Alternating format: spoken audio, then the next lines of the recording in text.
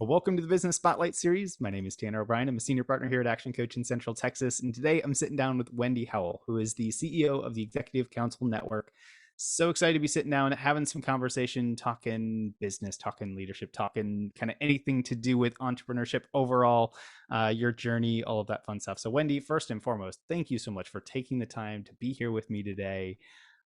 If we could, let's just start with a little bit of background. If you would give us maybe the 10,000-foot view of who you are, kind of your journey, generally speaking, and tell us a little bit about the Executive Council Network. Sure. So my journey has mostly included most of my time in my career has been spent in the technology sector.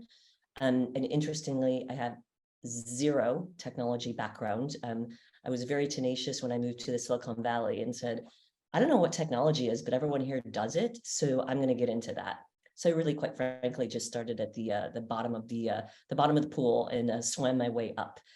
Spent a lot of my tenure was with Symantec and Cisco, doing strategic roles, mergers and acquisitions, and strategy and chief of staff. So that's sort of that whole world. Well, I won't say how many years, a lot, because I'll seem old. So just over 2 years ago, I decided to make a change and leave corporate to go and do something.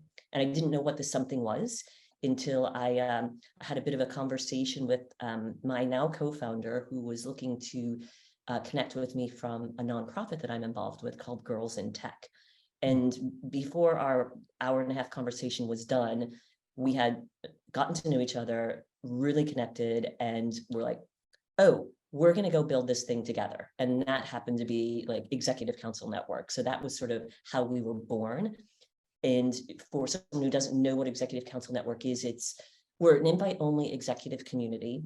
And we've created a platform, if you will, for our members to experience connection, community, lifelong learning through our events, executive elevation through our partner ecosystem, and then also exclusive investment opportunities, as we also have a fund and a syndicate for investing. Mm-hmm. So that's the high-level overview on ECN. ECN for short, so we don't have to say Executive Council Network every time. Excellent. I love that. It'll make things a little bit simpler as we move forward. No, that's fantastic. So to kind of put a little extra clarity on ECN. So executives, define what executives mean to you in the context of ECN. Yes, and we've sort of morphed a little bit there as well. When we first started, it was very focused specifically on C-suite only. And we've opened that up because you can be a leader, right? And you can be at a senior director level. So ideally, C-suite, we go after, quite often, but we also will take senior director and above, as long as you are a leader and as long as you are a like-valued person. And I use like-valued versus like-minded. Our core values are, you've heard me already reference a couple of these: the power of connections and community, how much more we can do with a powerful partner ecosystem, lifelong learning, social impact, and we're all very, very passionate about the entrepreneurial ecosystem. So, hence I'm happy to be speaking to you about this topic. That is fantastic.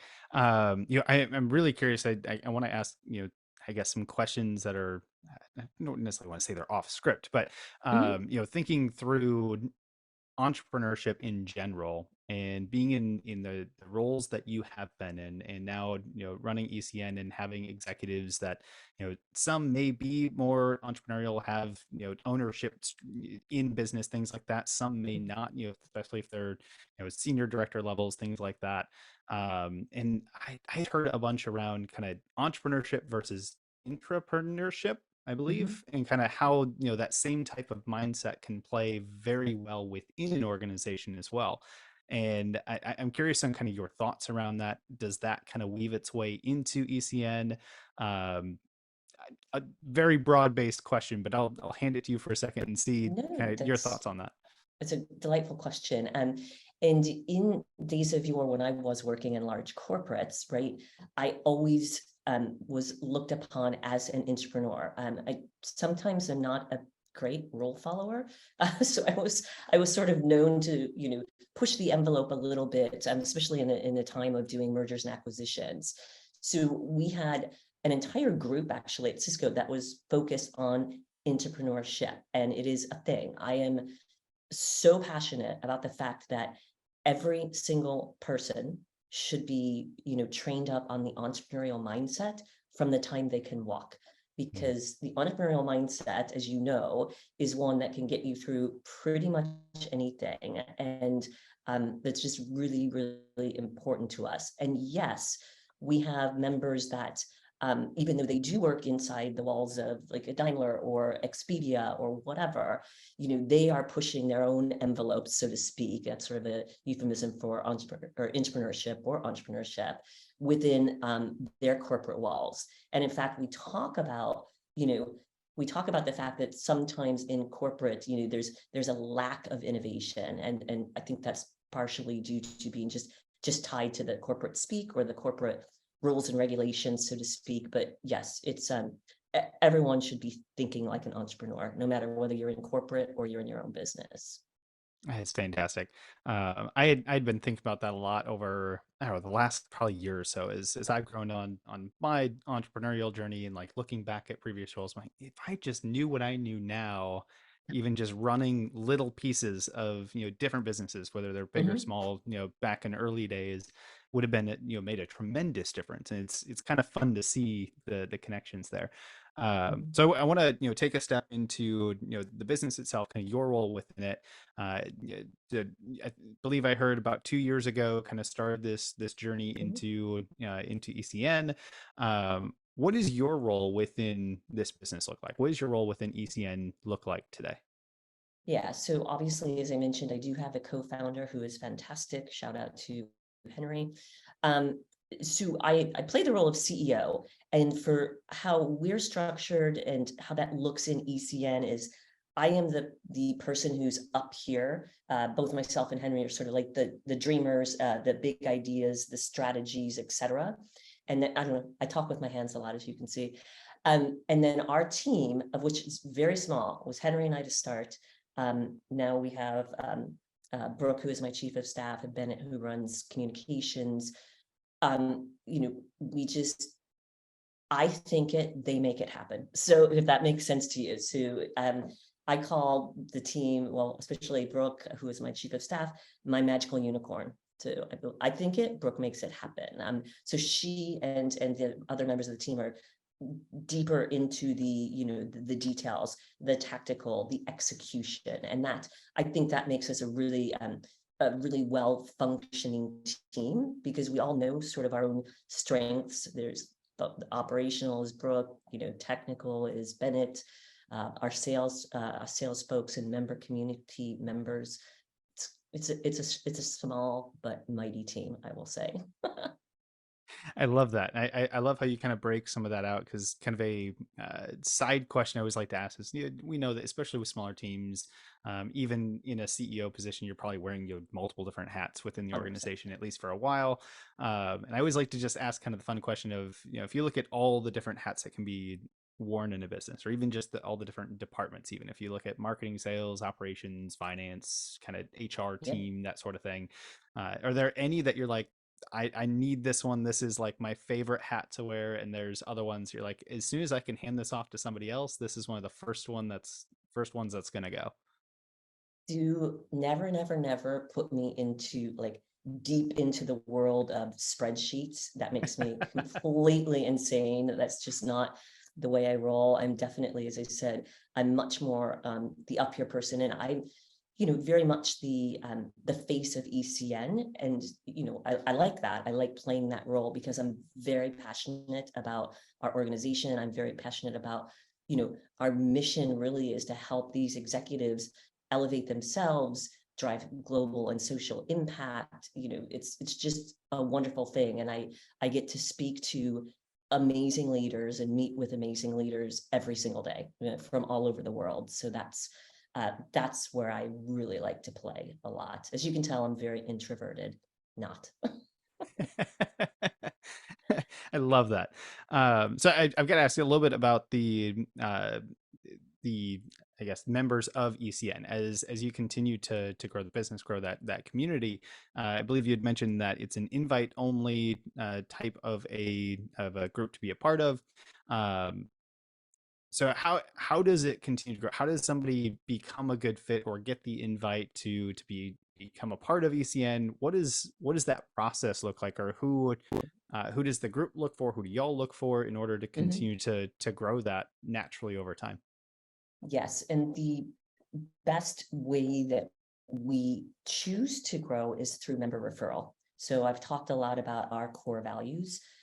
So I know if we have a member that I've vetted myself and they say, Wendy, I have so-and-so who's the CMO at X, Y, or Z company. It's almost assured that they're going to be a like valued person, a like valued leader, and those are the folks that we want to bring in. Now, of course, we do outreach as well, our old friend LinkedIn, and really, looking for, the types of leaders that we want to invite in. And that's, like I said, anyone who is like valued, we want you to be in our membership, but we don't want to have members that just aren't a fit. That's why we literally, someone, either myself or someone from my team, meets with every single potential member before they're officially invited to join. And that's how we keep the level, the caliber, the like valued people all together in our network. Excellent. Outside of values, is there a general, I want to maybe maturity criteria that makes sense? So I think of it as, use the term executives. You look at kind of leaders within organizations, and a leader within an organization that's, I don't know, got 3, 4 people on the team versus a large corporation may have different maturity levels of some of that leadership team. Is there Mhm. a component of that spectrum that y'all tend to cater to more? Is it just it's purely value based? It really doesn't depend on kind of organizational size, or kind of what does that look like? Yeah, I would say it's not the first thing that we're concerned with. Again, back to the values and being like somewhat a little bit like-minded potentially. But ideally we would want from a mid-sized company up to an enterprise and senior director and above. And we also invite in, for those folks that we have invested in, for those portco companies that we have, we invite their CEOs into our community, because what is such a great thing to have access to when you're a startup founder, and that's whether you've been in corporate or you're a second or third time successful exit founder, um, they get access to all of our members, and our roster of members is pretty impressive. So that's another sort of benefit. And I call that sort of like a virtuous circle. You're in the membership. We bring startup founders in. They get access to other executives. It helps them grow as a leader. Mm. Again, whether they've been in corporate or not. The I don't want to call it groupthink. I just like the community feeling, and the fact that everyone is really supportive of everyone else within the group is really quite special, I would say. And interestingly enough, I mean, like as I said, we have like really marquee members, and we have some startup founders as well. But when they're at an event together, there's zero ego. And I think that's Mm. really hard to find. And I'm not quite certain how we've done this, but I continue to harp on this. I think it just comes down to values, right? And so that's sort of why we are where we are. That is so cool. I absolutely love that, and being able to experience that there are no egos. Everyone's really there to work together. That sort of thing Mhm. is really cool. So I want to take a step back into your journey. A number of years in corporate, deciding to move on and work through building ECN. Um, what have been, or as you reflect back on it, are there any kind of key things that you've learned through your corporate career that have transferred really really well into building and growing ECN? Absolutely. I would say probably the biggest thing is tenacity, that's one. It's like super important, and I'm known as like Scrappy Doo is one of my nicknames. But I think number two probably is I have an edict that I live by, and I always have since I was quite young, and that is say yes and figure out how. So Mm. never let an opportunity go by. That's exactly how I ended up in mergers and acquisitions. Funnily enough, my SVP at the time came to me and said, "Hey, we just acquired a company and we don't know what we're doing. Do you want to do M&A?" I'm like, "Sure." I have no idea what that means, but yes, let's try it. And so that's how I sort of approach things. You don't really ever want to let an opportunity go by, because then you don't know what you've missed, right? And what you can learn from it. So, 10 plus years of doing M&A and traveling the globe and all of that, just from that simple, like, say yes, and I'll figure it out. So that's one of my biggest pieces of advice. I love that. I can relate to it personally. Just there's been a number of times where I've personally had it's gonna be a little bit of trial by fire. To say, do you want to give this a shot? Sure, Yeah, let's figure it out as we go. So exactly. it's there is some excitement and fun, and maybe a little bit of fear and anxiety that comes along Oh, with absolutely. All of that. those things together, 100%. So when we look at now just the journey over the last 2 years or so with ECN, what have been some of the biggest lessons that you've learned along the way, or things that didn't go as anticipated, coming from, corporate world to now building your own thing? Yeah. Well, one such thing, and it's an odd tactical example, but when we first launched our private member directory, so to speak, we did it on a particular platform, and it was 1000% failure. No members adopted it. It was not an easy platform to use. Just no, bad move. But alternatively, what you do is, especially in this land, or even in corporate, it's fail fast. I mean, it's a cliche, but it is very much so. Fail fast. Okay, this is not working. Let's change direction and try the next thing. And I actually I took some courses at Haas, some executive courses at Haas School of Business at Berkeley, and one of such course, one of the profs, he had written a book, and it's called, and I believe in this wholeheartedly, "Failure is not the other F word." There's no such thing as failure. Either you succeeded or you learned. I mean, that's huge. Another one of my big key takeaways anytime I'm speaking to someone. Same thing in sports, right? You won the game, or you learned something from not winning the game. Mm. I, sayings like that are cliche for a reason, and it's almost like you can't say it enough, because it is when Right. you really feel it and understand it and experience that's when it really clicks, and you're like, I get it. Yes, I need to fail, I need to go through this process, I need to understand why something didn't work so that we can understand how it will. It's amazing, that process. When you look to, Well, and let's you say, think about it. Oh, sorry. no, go ahead, please.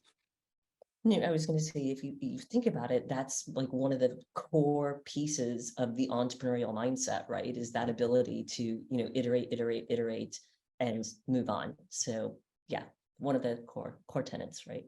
Yeah, absolutely. So when you look to, let's say, the next 3 to 5 years, you're continuing to grow ECN. I'm always curious, where do you see that business going? What does it look like 3 to 5 years from now? What does your role within that look like as it continues to grow and develop? Yes. So a couple things on that. Our ultimate goal is we want to grow our membership to 350 members globally.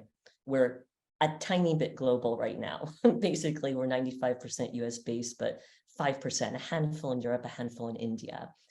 So that is our goal. And that is, we want to top out at that number of members. Our members are very passionate about the fact that we are small and intimate, and we want to remain as such.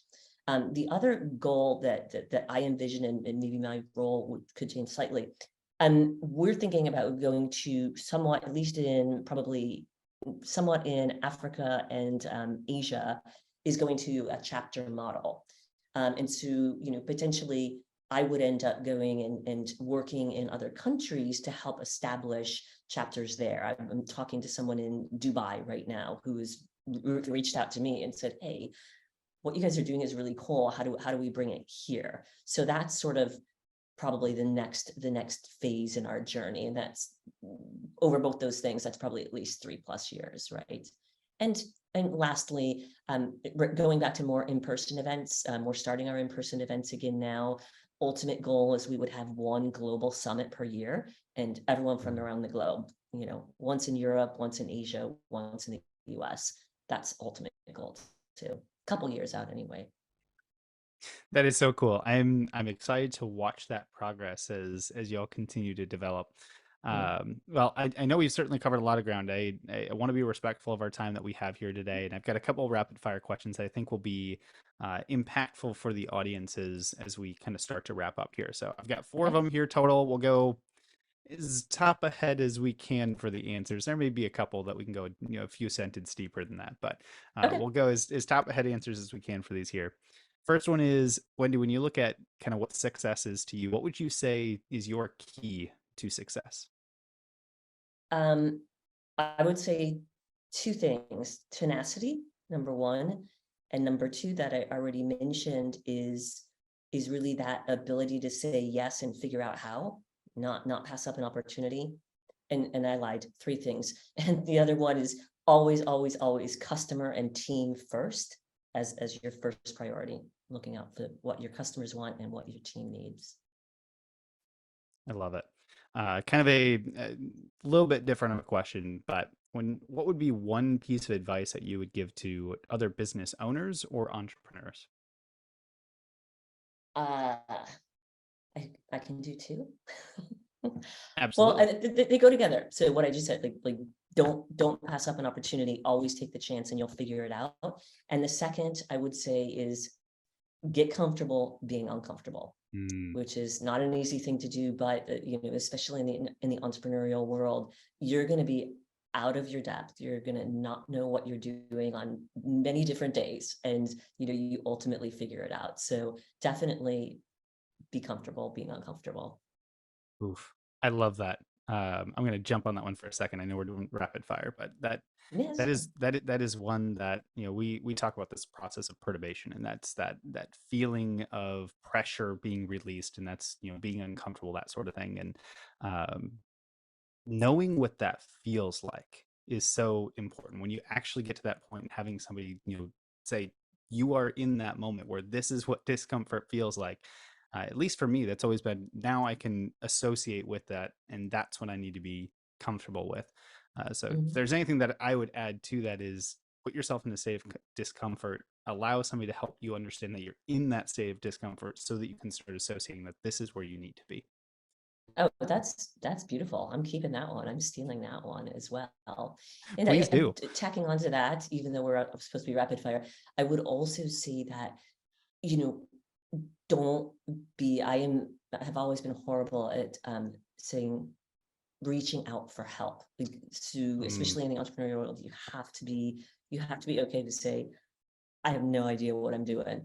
So let me come and talk to this person who's been there, done that before, whether that be someone in your organization, someone outside your organization, an advisor, a mentor, whatever that is. So, and that can help with the whole, like, I'm uncomfortable, I don't get this. Great. Let me talk to someone who's been here. Right. yeah, absolutely. That's so important. All right, moving on our rapid fire. Third one I've got for you here. Uh, what is one book that you're either currently reading or have read most recently? I am fully, unabashedly obsessed with Adam Grant, um, and Simon Sinek, to be honest with you. But so I'm currently reading Adam Grant's book called Think Again, which is like perfectly in alignment with our ECN core value of lifelong learning, and how sometimes you have to unlearn something to Mm, learn something. So I think, yeah, I'm a little bit in, but it's going to be a good read for sure. fantastic. Final rapid fire question. This one's just kind of for fun. If you had to choose only one area in your business and you had the opportunity to take a little basket of magic dust and sprinkle it all over that one area in your business, where would you choose to put the magic dust to see massive improvement overnight? I call it magical unicorn dust, but we're both in the same dust category. I'm going to say inbound marketing, most likely. We are just in the process of redoing our website. Our first website is not great. I'm going to be fully honest on that, fully transparent. And yeah, I just think inbound marketing, we haven't really done much in that space. Everything's been word of mouth primarily. So we've got some work to do there for sure. Amazing. Before we wrap up with the final question, I love to end all of these conversations on, for those that are watching this, that want to know more about your journey, that want to learn more about ECN, that maybe down the road may be a really good fit to, find out if they're a good fit for ECN. Yeah. Where can we encourage them to go for more information, to connect with you, to kind of start that process, or anything of the above? Perfect. You can follow Executive Council Network on LinkedIn, of course. You can DM Wendy Howell on LinkedIn. Happy to provide my email if anyone wants it. And the website, but don't judge us. New website coming soon to a theater near you, and it's going to be great. So those are the best places. Excellent. Well, I will be sure to put that in the show notes here below. So if you once we wrap up here, make sure you go take a moment to follow on LinkedIn, connect with Wendy, send her a note, say, hey, I saw you on the podcast here, and I just wanted to reach out and say hi. Make sure that you have the opportunity to do that. So, Wendy, to wrap this up, I always love to end on this final question here, and that is simply this: what is most inspiring to you today? I am perpetually inspired by the people in my own community or my own tribe and those around the world that are really focused on driving not just business impact, but social impact. Like truly impacting the world in some way, shape, or form, whether that's the people in your own like backyard or whether that's a country on the other side of the world. Everyone should be driven by impact, in my humble opinion. Very cool. Wendy, thank you so much for taking the time to be here today, allocating a bit of time to share your journey, share all the amazing things that you all are up to. Truly amazing, and very excited to watch as you continue to grow and expand over the next 3 to 5 years. So thank you so much. Thank you very much for having me. This was a blast. I'll come back anytime.